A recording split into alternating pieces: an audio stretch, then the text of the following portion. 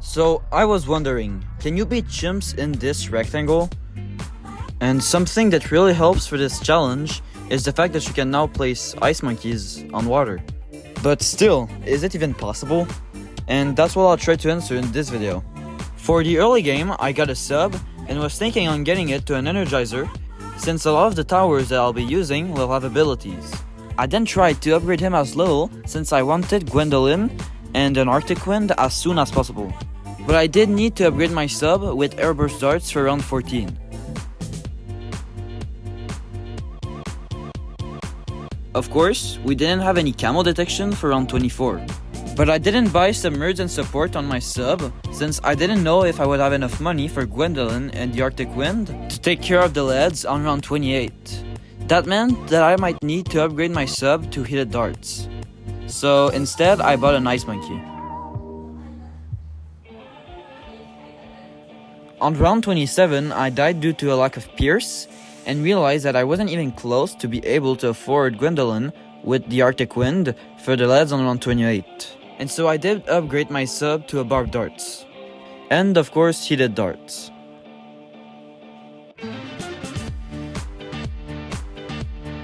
Then finally, on round 32, I had enough money to buy Gwendolyn with the Arctic Wind.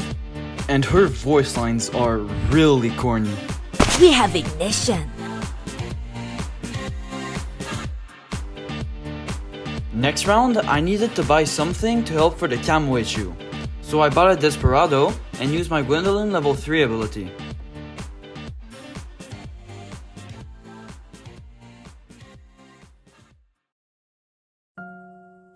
Also, I think it's a good time to remind you guys to like and subscribe if you want to see more from me. I make lots more BD6 videos, some more chill like this one, and others a bit more crazy. But I'm sure you'll find other stuff that might interest you on my channel, so please consider subscribing. On round 38, we had a bit of a ceramic issue, but I was already thinking on upgrading my Desperado to a Blazing Sun, so I started to upgrade him.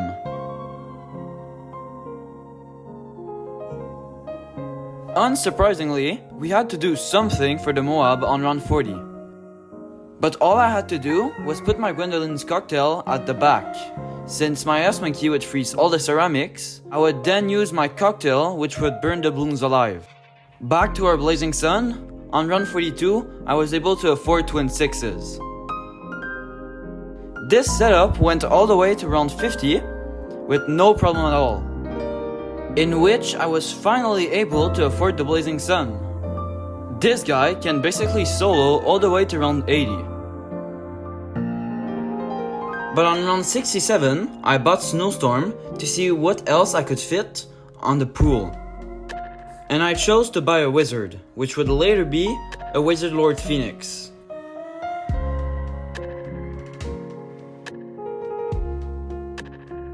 And I'ma be honest, the reason I bought the Blazing Sun earlier was because I thought that Gwendolyn buffed fire, but it's way more specific than that.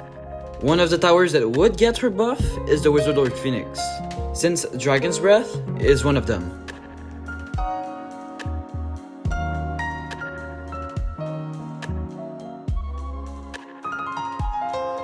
On round 92, I started to think about how I would upgrade my sub, and I was thinking on the preemptive strike.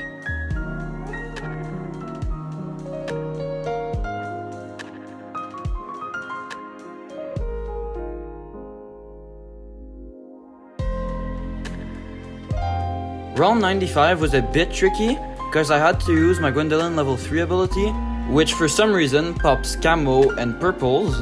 Then, when that would run off, I would use my Snowstorm, and finally for the DDTs, I would use a Firestorm with my Wizard Lord Phoenix. Right after that, on round 96, I realized that I had enough money to buy the preemptive strike. Then, for round 98, I had to do absolutely nothing.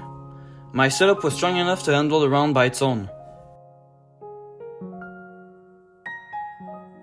And finally, on round 99, I bought the absolute 0, which would be my last tier 5.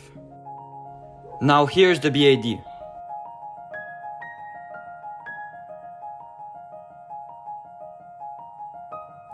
And with that, beating chimps in that small pool is possible. Remember to like and subscribe if you want to see more from me, since I make tons of Bloom TD6 content that I'm pretty sure you'll enjoy. So thank you for watching, and I'll see you next time.